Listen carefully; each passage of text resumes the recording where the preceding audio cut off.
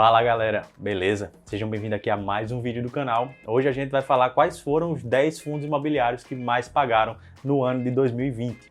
Tá terminando o ano, eu fiquei curioso, esse vai ser também o último vídeo do ano, eu fiquei curioso. Eu sei que vocês gostam muito do dividend yield, porque afinal, quem não gosta, a gente sempre quer mais dinheiro. Dividend yield quer dizer que o fundo está pagando mais dinheiro para o cotista. E aí eu fui pesquisar quais foram realmente os 10 fundos imobiliários que mais pagaram durante esse ano e teve um fundo que pagou uma porrada, viu? E é claro que eu vou falar um pouquinho sobre cada um deles, só para situar caso você não conheça. Na verdade, tem vários fundos bem desconhecidos. Então pesquisei bastante, então já curte esse vídeo, se inscreve aqui no canal se você ainda não é inscrito, falo bastante sobre fundos imobiliários, investimentos. E fica comigo até o fim do vídeo porque realmente eu acredito que esse vídeo vai trazer muita informação, muito conhecimento e aprendizado para cada um, se vocês conseguirem ficar até o final. São 10 casos, a gente vai aprender com cada um deles, a gente vai aprender uma coisa diferente.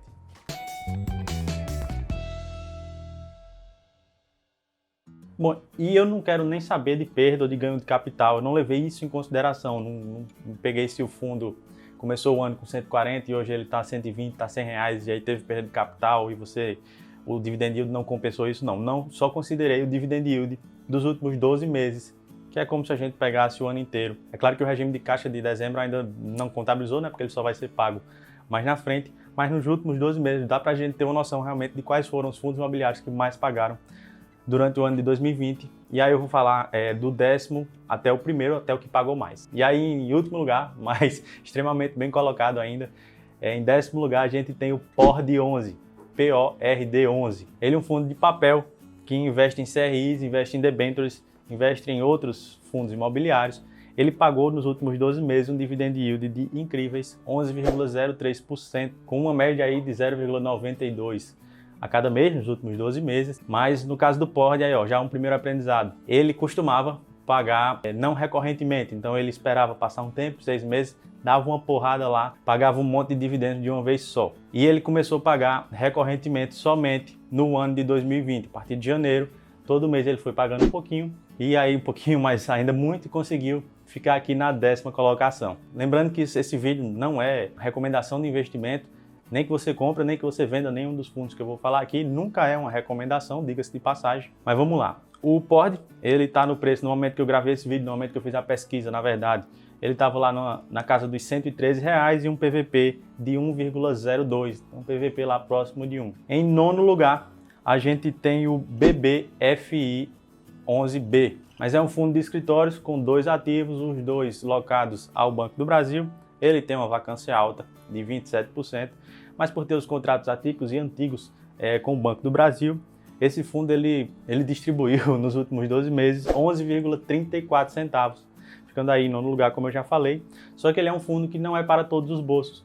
O preço da cota dele está na casa dos R$ 2.045, com um PVP de 0,65, ou seja, lá embaixo alguma coisa tem de errado com isso, né? Pode ser a vacância, pode ser porque os contratos estão próximos de acabar. Precisa realmente a gente avaliar ele mais a fundo. Então tá aqui, nono lugar, mas alguma coisa tem de errado com ele. Já tem essa vacância, PVP muito abaixo de 1 indica algum problema lá. Também tem uma baixíssima liquidez, muito pouco negociado, não seria um fundo que eu consideraria para investimento. No 8º lugar, a gente tem o FIIP, FII11B, que distribuiu nos últimos 12 meses 11,61%.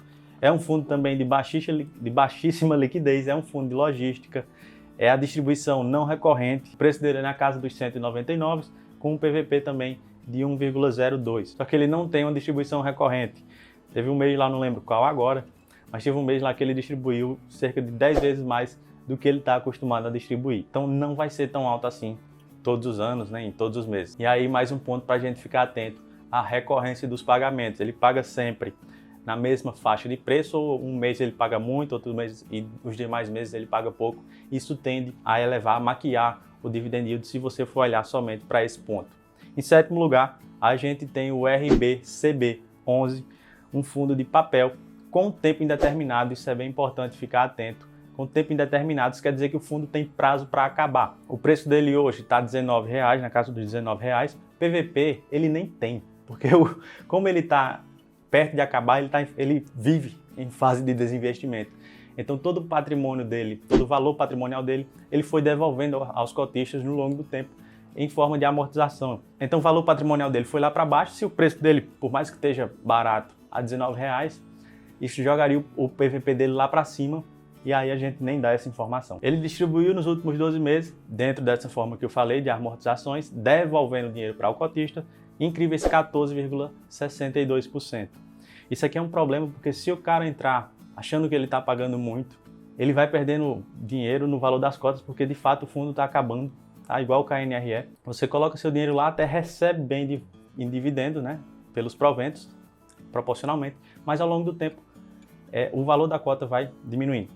Você só está colocando seu dinheiro para receber de volta. Em sexto lugar, e aqui acho que a gente tem um fundo mais conhecido, a gente tem o HCTR, um fundo de papel de high yield, um fundo extremamente arriscado, é um fundo que investe em CRIs de desenvolvimento, CRIs de multipropriedades. O preço dele está na casa dos R$145, o PVP 1,22, 1,24 na verdade. PVP altíssimo para um fundo de papel.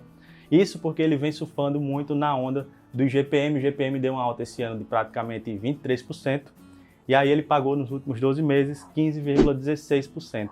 É muito por cento, minha gente. Quando a gente considera que a renda fixa, a Selic, né, que norteia lá a renda fixa, pelo menos a taxa básica de juros da gente está atualmente em 2% ao ano, 15 é muita coisa, somente de dividendos. Não estou falando nem do ganho de capital que eventualmente você possa ter tido no HCTR. Em quinto lugar, a gente tem eu não sei nem como é que chama isso, NEWU, NEWU11. É um fundo de lajes corporativas, é outro fundo imobiliário completamente sem liquidez. O preço dele hoje está na casa dos R$42, o PVP 0,62 também lá embaixo, mais o dividend yield de 16,63%. Isso dos últimos 12 meses, sempre nos últimos 12 meses. E esse FII a gente tem dois problemas aqui, um eu já falei. O PVP dele a 0,62 já chama a atenção para a gente que alguma coisa não está, algo de errado não está certo nesse fundo. E aí quando a gente vai olhar para esse fundo, a gente encontra uma vacância de 51%. E olha, a última distribuição dele foi em janeiro de 2020. Esse fundo nem devia estar aqui. Eu coloquei mais por aprendizado, até porque na lista lá ele ficou. O dividend yield dos últimos 12 meses são dos últimos 12 meses que foi pago o dividend yield. Não é dos últimos 12 meses que se passou. Então, se o fundo parou de pagar em 2014, o dividend yield dos últimos 12 meses vai estar lá. Então, pelo amor de Deus, para de olhar somente, para de buscar fundos, se é o que você faz isso, somente olhando o dividend yield. Sempre, por mais que você queira assim, e tudo bem que o faça como primeiro filtro, sempre olhe o fundo mais a fundo, sempre olhe o fundo a fundo. É até um quadro que a gente tem aqui no canal, sempre olha mais como é que está a vacância dele, se ele paga recorrente, como é que está os inquilinos, estão pagando, os inquilinos estão em dia, quais são os contratos, quais são os indexadores que renovam esses contratos. Em quarto lugar, já chegando no pódio, a gente tem o RBDS11. É outro ativo também de prazo determinado. Quando ele começou, a cota dele valia valia R$1.000, e hoje ela está na casa dos R$26. E ainda com um PVP de 1,09.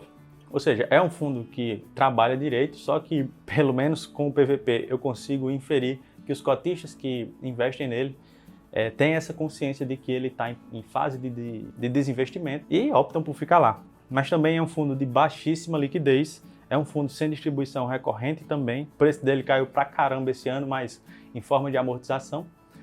Você está recebendo o seu dinheiro de volta, não é que você esteja realmente perdendo, mas a última vez que ele pagou rendimento também foi em 2019, era outro fundo que não deveria estar aqui, mas também pelo aprendizado. E agora a gente entra no pódio. Quem será o terceiro lugar? É um fundo bem conhecido, hein? É o XPCM, Mono Imóvel, Mono Inquilino, que é a Petrobras, que já falou que vai sair, agora já não sei se primeiro trimestre de 2021, mas já falou que vai sair. É o Corporate Macaé, ou seja, na cidade do Rio de Janeiro, em Macaé. Não é esse grande centro urbano, na minha opinião, não vai ser um imóvel fácil de realocar, mas ele pagou nos últimos 12 meses um dividend yield de 18,38%. E aí paga recorrentemente, na verdade paga recorrentemente mesmo, porque o contrato com a Petrobras é um contrato legal, o valor da cota vem caindo, não por amortização, mas porque todo mundo está sabendo que o barco está afundando e vão pulando fora. Alguns outros teimam em querer subir nesse barco, eu realmente estou fora, mas ele paga todo mês até quando a Petrobras realmente sair, quando acabar o contrato. O PVP dele já é de 0,85, então quem entra já assume o risco, né? Então já precisa comprar com um deságio. O preço dele hoje está na casa dos R$49, mas ele começou o ano com 74. E essa perda de capital também não é amortização, é realmente perda de valor mesmo, perda de capital do fundo, porque, como eu disse, o barco está afundando. Se você ficou até aqui e ainda não curtiu esse vídeo, caramba, curte, isso me ajuda pra caramba, ajuda o YouTube a entender que esse vídeo é de qualidade e mostrar para mais pessoas.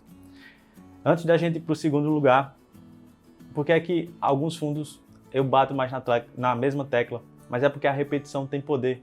A gente aprende quando repete as mesmas coisas. E aí no segundo lugar foi um dividend yield de 25,12%. É um fundo híbrido com preste atenção, é um fundo híbrido, 4 ativos. Ele fez 2 distribuições não recorrentes durante esse ano. Uma distribuição exorbitantemente alta. Eu imagino que devido a algum contrato atípico, ele não especificou no relatório, realmente fui procurar, ele não especificou no relatório, o relatório não foi tão claro quanto a isso. E outra foi uma rescisão de contrato, ele fez uma assembleia lá com os cotistas votaram lá para essa rescisão ser distribuída. Ao contrário do que a gestão queria reinvestir, fazer retrofits, fazer reformas no prédio lá para ficar mais fácil de alugar depois. Os cotistas acharam melhor pegar esse dinheiro para eles. Só que, lembra que eu falei que ele tem 4 imóveis? Pois é, 2 são megas lojas e 2 são um é escritório e um é um galpão que está alugado para a Ambev. As 2 mega lojas representam lá a maior parte da receita do fundo e estão vagas, estão desocupadas. O fundo é o RBRD, está com preço na casa dos R$75 e o último dividend yield dele, sem distribuição não recorrente, com os aluguéis, só que ele tem dos imóveis alugados, foi de 0,06, muito pouquinho, mas lógico, isso é devido à vacância altíssima que esse fundo está com ela. Só que aí o dividend yield anual dele, ele está em segundo lugar, 25,12%, chama a atenção de muita gente. Se você comprar desavisadamente, sem olhar, no próximo mês você vai receber uma mixaria. E o primeiro lugar, meu velho, pagou, é um fundo de logística, tá? Logística foi tranquilo durante o ano de 2020.